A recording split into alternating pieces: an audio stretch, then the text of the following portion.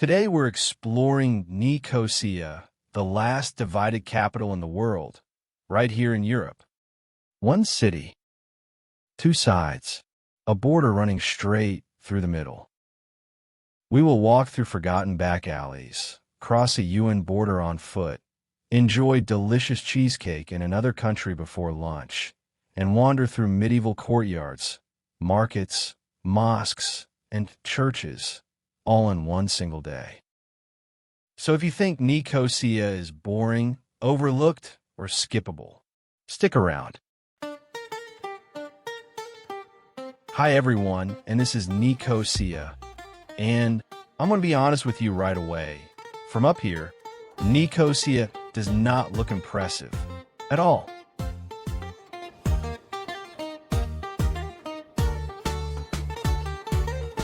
We're staying in a small, humble hotel right in the middle of the city. Top floor, rooftop access. And when I first stepped out here, I thought, wait, this is the capital?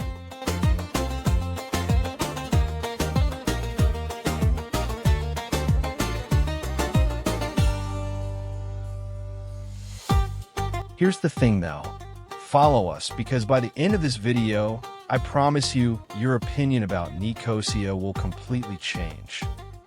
We're starting our day walking through the back alleys of Nicosia, heading towards the city center and Ledra Street. And here we are, Ledra Street, the most famous street in Nicosia.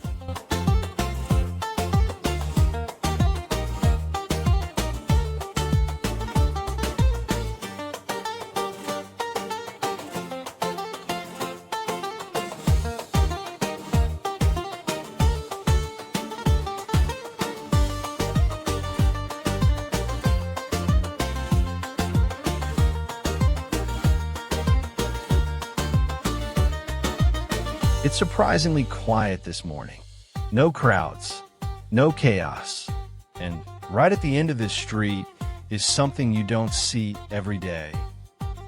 A border. That's the Ledra Street border crossing, also known as the Ledra Street checkpoint. This is where you can cross from the Greek Cypriot side to the Turkish Cypriot side. Quick reminder, bring your passport. You can't cross without it. Also, we can't film in certain areas here for security reasons, so apologies in advance if things jump a bit.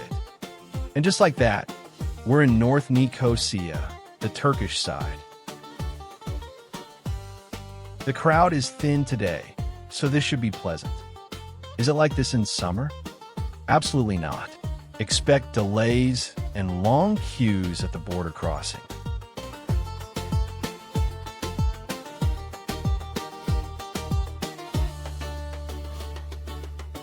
The first thing I noticed immediately? Restaurants, cafes, just so many cafes. Leather shops everywhere, clothing stores, jewelry shops lining the streets. And the roads are calmer, less traffic, more walking. It feels different, not better, not worse, just different. First thing first though, my wife needed coffee. Badly. And so did I.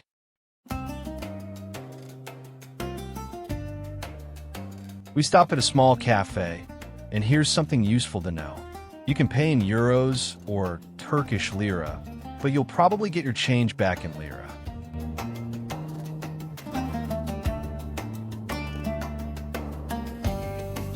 Cheesecake and coffee.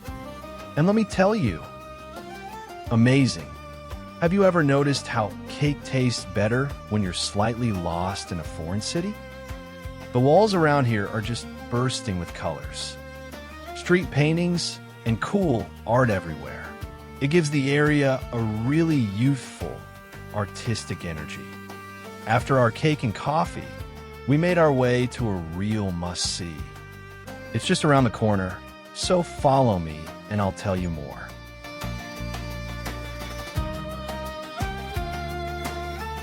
This is Büyük Han. It is the largest caravanserai on the island of Cyprus, built by the Ottomans in 1572. What's a caravanserai? Well, It was essentially a grand inn for travelers and merchants back in the day. Some kind of medieval motel. It's free to enter, and today it's been beautifully restored into a thriving cultural center. It is packed with arts and crafts shops. Walking inside, you see a large inner courtyard, which is surrounded by 2 floors of rooms. 68 of them, to be exact. The bottom floor rooms were for commerce, and the upstairs rooms were for accommodation.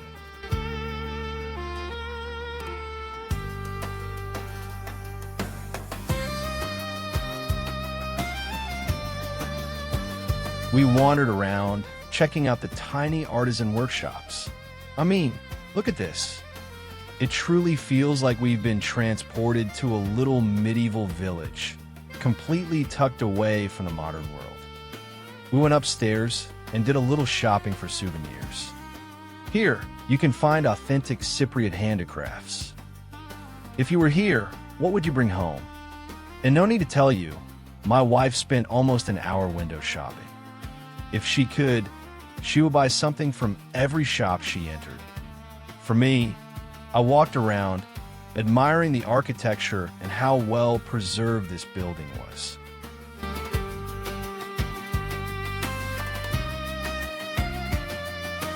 Leaving Büyük Han, we headed towards Selimiye Camii, or Selimiye Mosque. And look at how happy my wife was. I wonder if she has found any nice souvenir at Büyük Han.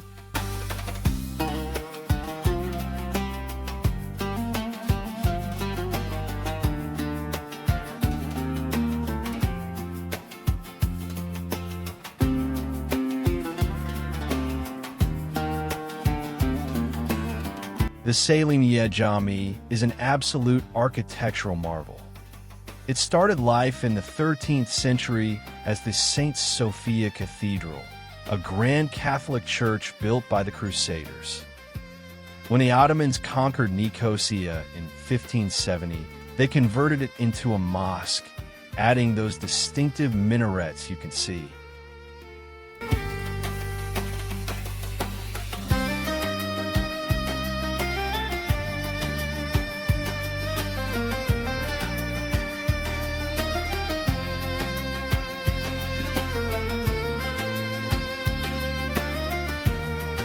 It's undergoing renovation now, so we couldn't peek inside. But even from the outside, the blend of Gothic cathedral and Islamic mosque is stunning.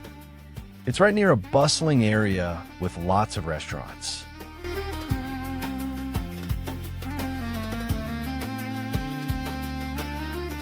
Next up, something a bit more local, the Bondabalia Municipal Market.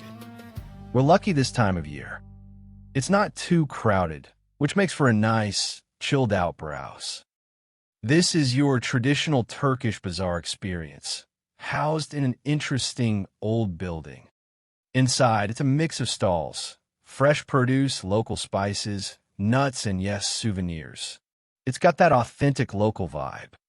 It's right next to the Selimiye Camii. And nearby, the shopping alleys are a labyrinth of little shops selling everything from tourist trinkets to leather goods. And here's the subtle traveler's advice I want to give you. You will see a lot of things on sale here.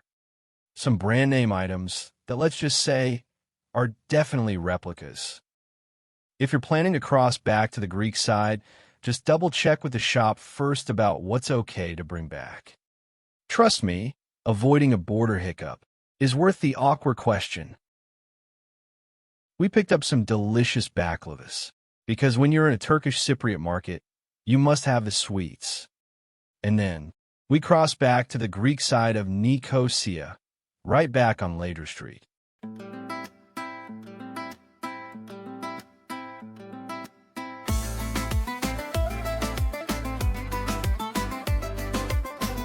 Back on the officially recognized Republic of Cyprus side, it was already late afternoon, and the air started to feel a bit chilly. This part of Nicosia feels distinctly different, more modern, more bustling, and a bit more polished, if you will. Ledra Street itself is the main shopping thoroughfare, absolutely buzzing with life.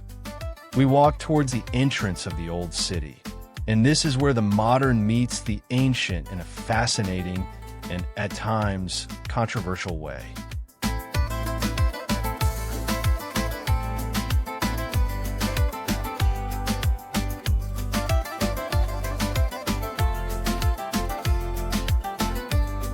This huge, unique space is Eleftheria Square, or Freedom Square.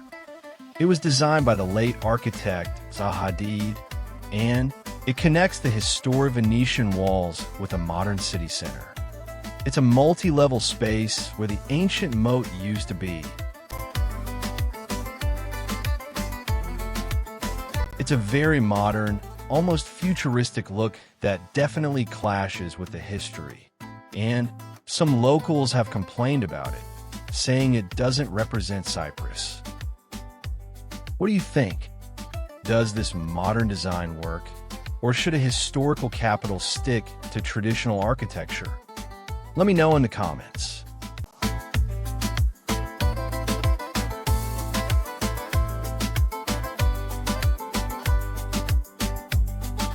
The square leads down into a lovely park area. A perfect spot for a little walk. And this is where you really appreciate why Nicosia is the capital of Cyprus. It's the administrative and financial hub, and it's the largest city steeped in history, of course. Nicosia sits right in the center of Cyprus, completely landlocked. No sea breeze, no harbor views, no beach clubs nearby. And maybe that's why it feels different from the rest of the island.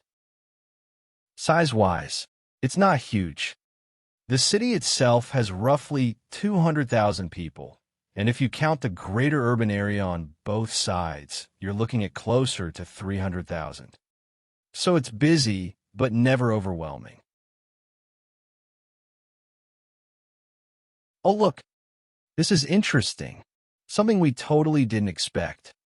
A fair with a huge Ferris wheel, lights, and music. It wasn't open yet, but it was lovely to just walk around and admire all the lights and rides.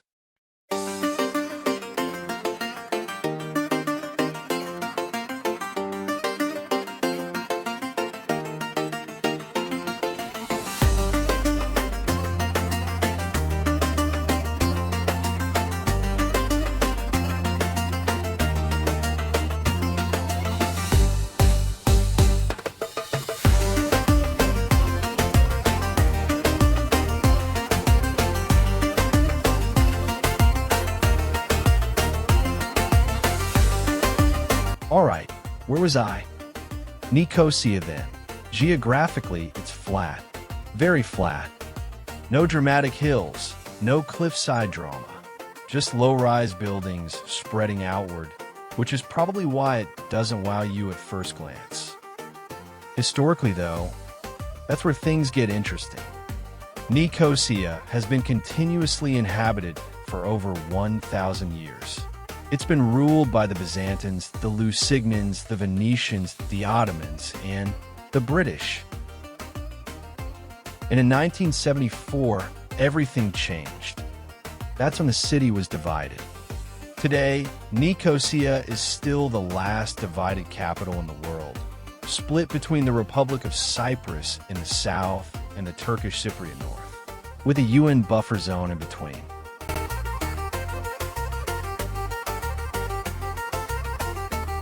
We're back inside the old city, walking towards our last landmark, and then heading for one of the most amazing restaurants in town.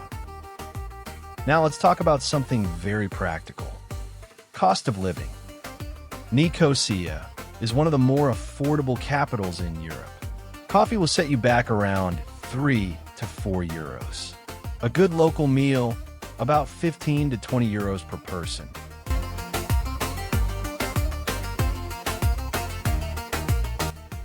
This is the Church of Panea's Phaneromenes. It is one of the oldest and largest Orthodox churches in Nicosia.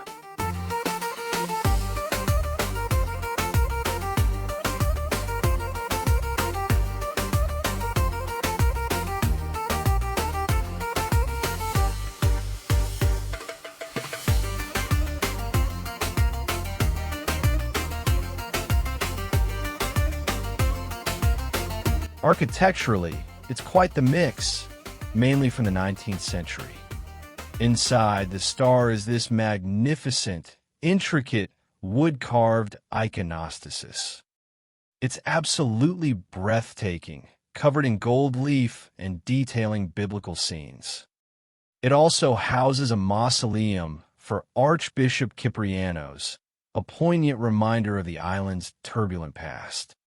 It's a place of quiet reflection in the middle of a very lively square.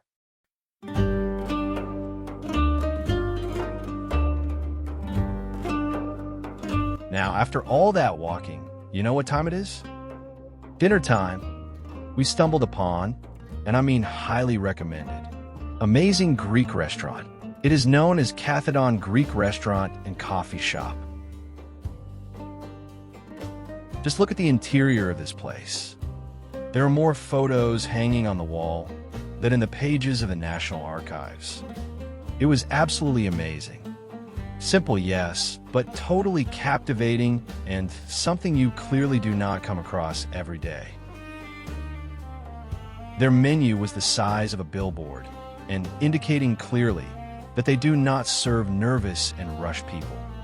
Perfect, because we were clearly not in a rush tonight. We listened to the recommendation from the chef, and oh wow. The food was excellent, truly authentic, and it was the perfect way to wrap up our first day.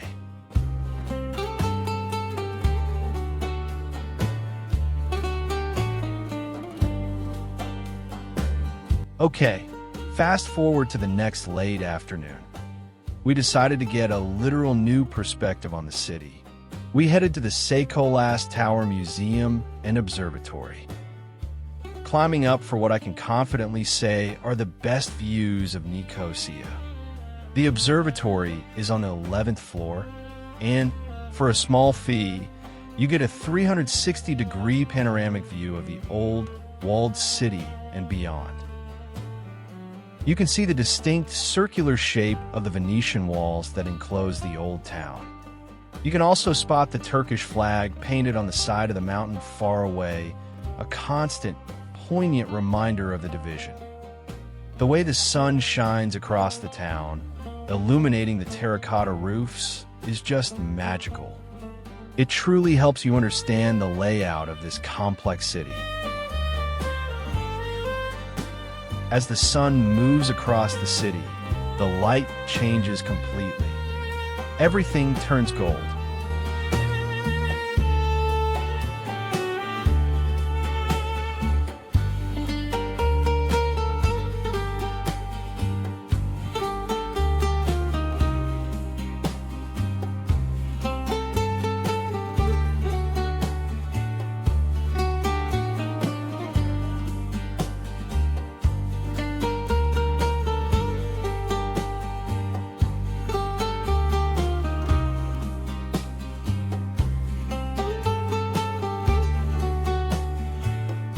The tower stands right on Ledra Street, and at 50 meters tall, it's one of the highest public viewpoints in Nicosia.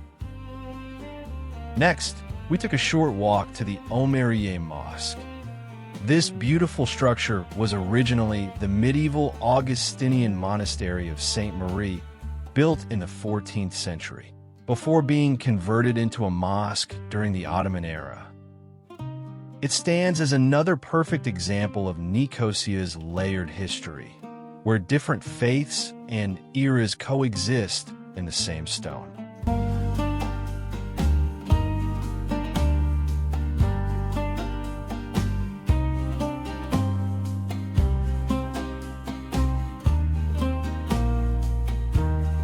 The area around here is lovely for a stroll. We then walked toward the Apostle Barnabas Cathedral. This striking cathedral is relatively new, completed in 2021, and its Neo-Byzantine style with those majestic twin domes is a real feast for the eyes. The area is much quieter here, very peaceful.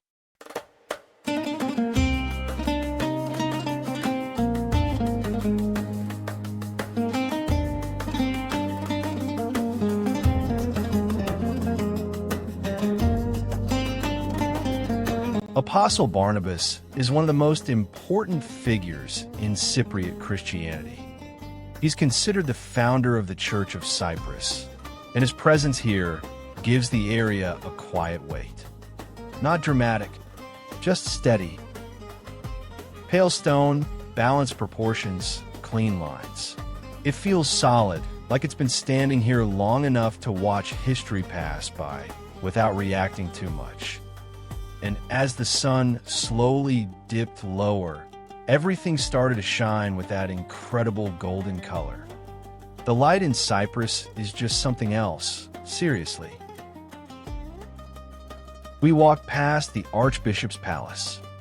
This Neo-Byzantine building, built in the 1950s and 60s, is the official residence, an office of the Archbishop of Cyprus. You can't go inside the residence, but the palace complex houses a museum and library that are open to the public.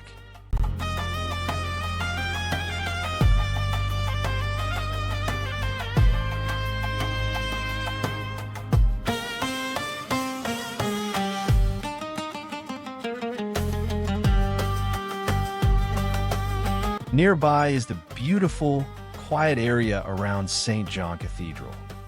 This part of town, right near the palace, feels relatively serene and peaceful. This part of Nicosia is calmer, less touristy, more residential. You'll see older buildings, small courtyards, narrow streets that don't really lead anywhere specific. Locals passing through, not rushing. Cats sleeping wherever they feel like it. The streets are narrower, cleaner, almost polite. And government buildings nearby give the area a quiet formality. But it never feels cold, just composed.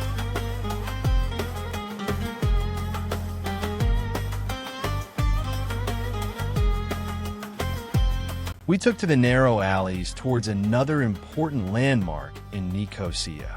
And my wife was walking in front like a proper tour guide, leading us through these alleys the same way a local would do. Perhaps she has been here before. Or perhaps we were simply lost. This path does not seem that it leads anywhere. But my wife kept walking, and I kept following. From behind, she looked like she knew exactly where she was heading to.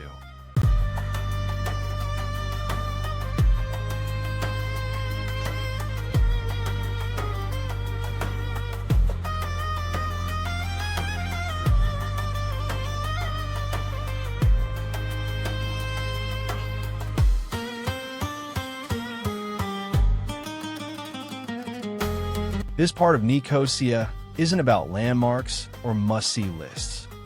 It's about atmosphere. Or at least up to this point. Because right in front of us is the famous Famagusta Gate. And soon enough, we reached it. The incredible Famagusta Gate. This is the largest of the 3 entrances into the old city through the magnificent Venetian Walls, which completely encircle the historic center. It was originally known as Porta Giuliana, but it was renamed because it opened onto the road that led to the port town of Famagusta. It's been restored and now functions as the Nicosia Municipal Multicultural Center.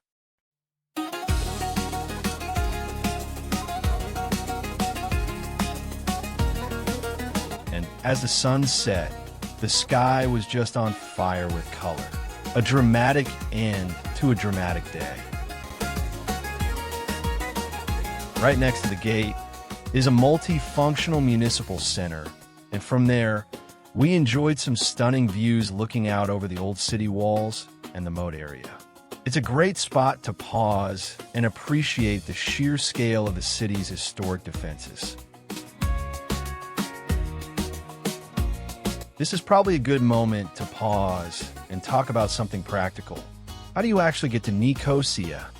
And how do you move around once you're here? Oddly, Nicosia does not have its own international airport. The main gateway is Larnaca International Airport, about 45 minutes away by car. Most travelers land there and head straight into the city.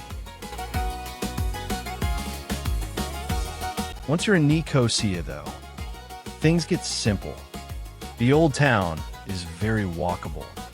Most of what you want to see is packed inside the Venetian Walls, and walking is honestly the best way to experience it. Public buses exist, and they're affordable, but for short stays, you may not even need them. Taxis are available, but distances are small, so you'll probably walk more than you expect.